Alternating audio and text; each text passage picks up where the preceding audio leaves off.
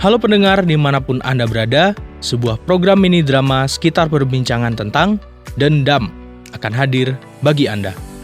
Satu bahasan yang menarik dan menantang untuk menjadi bahan perenungan dari sebuah diskusi ringan kaum pria. Tidak usah menunggu terlalu lama, mari kita menyimak bersama bahasan yang menarik ini.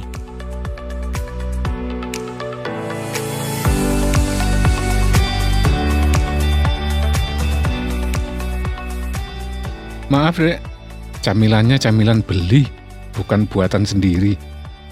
Wah, gak apa-apa mas. Memang kenapa? Kalau bikin sendiri kan pasti diperhatikan betul kebersihan dan kesehatannya. Kalau beli, kita kan tidak tahu persis kebersihannya, waktu proses pembuatannya. Kita hanya tahu matangnya. Oh, ya gak apa-apa mas. Yang pasti kan tidak meracuni. Iya sih, kita yakini begitu. Kalau kurang bersih waktu proses pembuatannya, ya kita maafkan saja. Tapi kalau mau pasti kebersihannya, ya memang lebih baik bikin sendiri mas. Itu sikap yang mulia Dek. Ya, tidak perlu dendam dan tidak perlu anti membeli makanan di warung mas. Oke, kita tadi mau melanjutkan membahas tentang dendam. Oh iya, dendam. Dendam berarti kan tidak mau memaafkan. Bahkan sekalipun yang melakukan kesalahan itu tadi sudah minta maaf. Atau yang melakukan kesalahan tidak mau meminta maaf. Karena dia sudah punya rasa dendam. Kalau dendam berarti ingin membalas kesalahan atau kejahatan yang dilakukan orang lain terhadap dirinya. Kalaupun tidak membalas, dia tidak mau memaafkan dan mengharapkan balasan dari pihak lain, juga dari Tuhan. Padahal Tuhan tidak suka menghukum umatnya karena dosanya. Mm-mm. Tuhan itu bukanlah pendendam. Karena Tuhan itu Maha Pengasih dan Penyayang. Dendam memang mungkin disebabkan oleh karakter orangnya, yang keras kepala dan memiliki hati yang membatu. Kalaupun dendam itu disebabkan oleh karakternya, orang itu pasti sebenarnya bisa berubah. Termasuk dari karakternya yang keras kepala dan hati batunya sekalipun. Betul. Sekeras-kerasnya batu, dia masih bisa luluh oleh tetesan air yang terus-menerus. Begitu kan ya mas? Betul sekali, Dek. Hanya airnya yang perlu diteteskan terus-menerus. Artinya, kebaikan perlu terus-menerus ditujukan kepadanya. Ya, dendam juga bisa disebabkan oleh sikap yang tidak peduli terhadap kebaikan moral dan hukum. Dia hanya mencari kepuasan batinnya. Seperti koruptor, maling, perampok gitu ya. Iya mas. Selain disebabkan oleh karakter yang buruk, dendam juga bisa disebabkan oleh hal-hal yang masuk akal. Sehingga dendamnya perlu dipahami.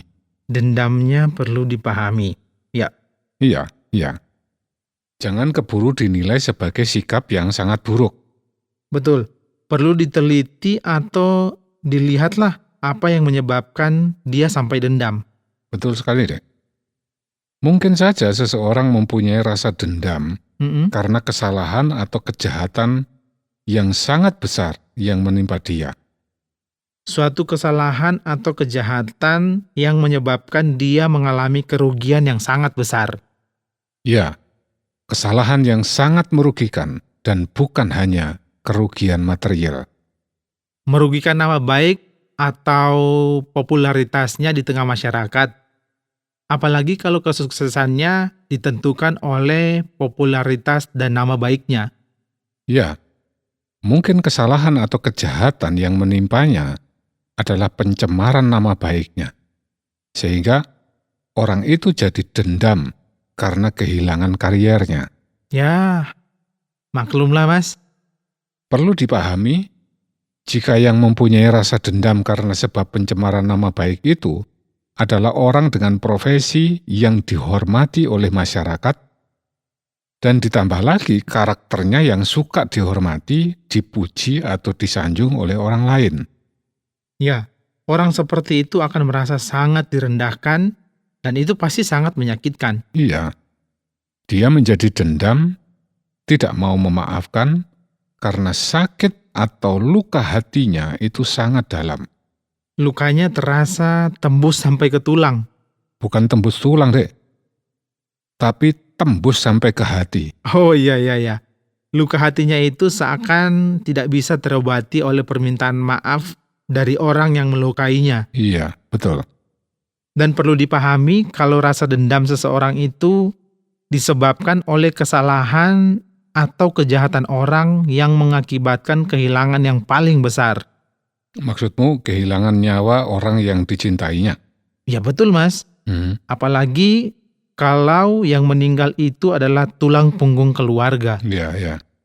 Memang ada juga sih orang-orang tertentu yang memaafkan pelaku kesalahan yang mengakibatkan kehilangan nyawa anggota keluarganya. Ada ya, Mas? Ada, ya, ada. Ada temanku yang memaafkan orang yang menabrak suaminya sampai tewas. Wih, luhur dan mulia sekali hatinya itu, Mas. Iya, luhur sekali. Tidak ada dendam dalam hatinya, kemarahan besar pun tidak. Apa dia tidak sedih sekali, Mas? Ya, tentu sedih sekali. Tapi kesedihannya dan kehilangannya tidak menjadi alasan untuk dendam kepada pelakunya. Wow, luar biasa. Iya, memang. Mungkin orang yang menyimpan rasa dendam itu tidak menyadari akibat buruk bagi dirinya. Yang mungkin juga berakibat buruk bagi orang lain. Orang yang dendam itu sebenarnya pasti kehilangan damai di dalam hatinya. Lebih-lebih ketika bertemu atau melihat orang yang membuatnya dendam. Hatinya pasti bergejolak, sulit tidur atau tidur tidak nyenyak, makan terasa tidak enak. Mungkin dadanya mestinya berdebar-debar, ingin balas menyakiti dia. Dan kalau sampai akhirnya melampiaskan dendamnya, terjerumus ke dalam perbuatan dosa atau kejahatan. Padahal dosa dan kejahatan pastilah berakibat buruk. Penderitaan panjang yang menyengsarakan. Bisa dipenjara, dan kalau sampai di penjara, tentu juga menyedihkan dan menyengsarakan keluarganya. Betul sekali, Dek. Berarti dendamnya bukan hanya berakibat buruk bagi dirinya sendiri, tapi juga bagi keluarganya loh. Iya, karena melakukan kejahatan berarti juga berdosa kepada Tuhan. Dosa kepada Tuhan akan menghilangkan keselamatan, menghalangi tercurahnya berkat dan rahmat-Nya. Kalau rasa dendam terus disimpan, tidak diselesaikan, bisa membuahkan konflik dan kekerasan. Yang namanya kekerasan pasti menyengsarakan kedua pihak. Dendam bisa memutus hubungan. Ya. Hubungan perkawinan alias cerai, hubungan kekeluargaan atau persaudaraan, juga hubungan persahabatan. Ya, orang yang menyimpan rasa dendam akan tersingkir dari keluarga dan sahabat, bahkan dari masyarakat. Aku dan Dik Joko dan orang-orang lain tentunya merasa prihatin atas orang yang menyimpan rasa dendam. Ya karena itu, Mas, kita perlu membahas cara menghapus atau mencegah rasa dendam. Semua orang mungkin perlu tahu cara-cara ini. Oke, baiklah. Ya. Yang pertama, menurutku, Dek, adalah miliki niat baik.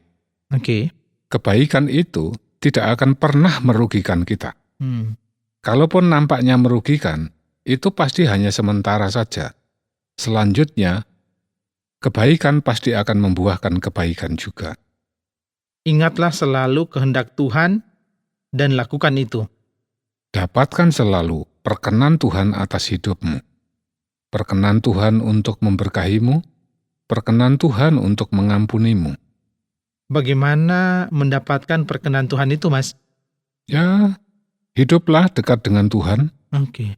Kenalilah kehendaknya, takutlah akan Tuhan, artinya hindarilah larangan-larangannya, dan lakukanlah perintah-perintahnya. Orang perlu selalu ingat manfaat dan buah positif dari persahabatan dan persaudaraan. Ingatlah nikmatnya relasi atau hubungan yang harmonis dengan semua orang. Iya Mas, betul. Ingat, sadari, dan hindari akibat buruk dari rasa dendam. Dendam itu menyesakkan dada Mas. Karena itu, dendam bisa membunuh diri sendiri secara tidak langsung loh. Jangan sampai mati di dalam rasa dendam. Jangan sampai mati karena rasa dendam. Ketika mati, matilah dalam damai. Rest in peace. Untuk itu, selesaikan dan buang rasa dendam. Lega banget rasanya Mas. Aku mendapatkan wawasan penting dan banyak sekali. Aku juga senang, Dek. Oh, Mas Bambang juga senang. Iyalah. Senang karena kita sudah berbagi wawasan baik begitu ya Mas ya? Ya, tapi aku juga mendapatkan wawasan baru dengan diskusi bersama begini nih. Oke Mas, siap. Nah, akhirnya aku pamit pulang dulu ya Mas ya. Baiklah, Dek. Lain kali aku pasti akan datang lagi untuk mencari dan mendapatkan wawasan tentang hal yang lain Mas. Oh iya, Dek. Oke, silakan. Kapan saja. Siap Mas, terima kasih banyak ya Mas. Sama-sama. Aku juga ingin datang ke rumah Dek Joko untuk maksud yang sama atau untuk maksud yang lain. Oh, dengan sangat senang hati Mas. Aku akan menyambut orang bijak seperti Mas Bambang ini ke rumahku. Makasih, Dek. Sudah Mas ya? Oke. Hati-hati di jalan, fokuslah melihat jalan yang dilewati. Oke. Jangan melamun memikirkan sesuatu sambil berjalan. Melamun sambil berjalan itu berbahaya loh. Siap Mas. Fokuslah melihat jalan yang dilewati. Siap. Sampai jumpa lagi ya Mas. Oke, sampai ketemu lagi.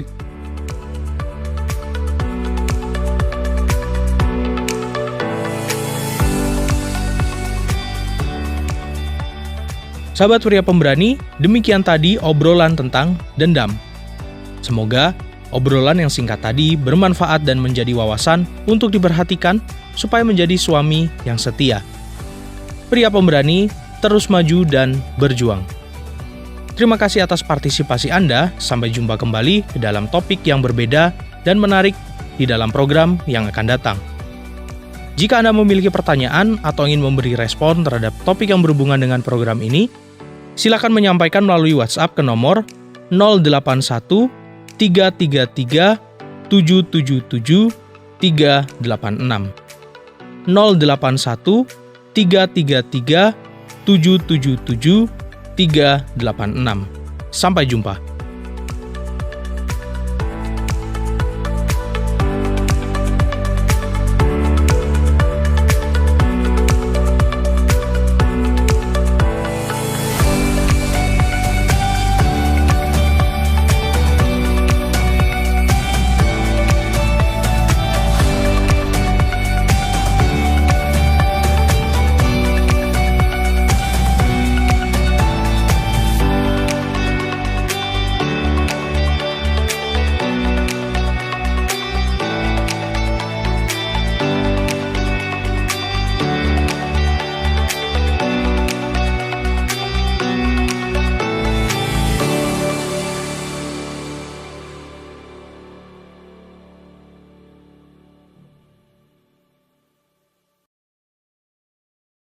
Terima kasih Anda sudah mengikuti program kami. Jika Anda diberkati, jangan lupa like, komen, dan share supaya Anda tidak ketinggalan setiap program terbaru kami.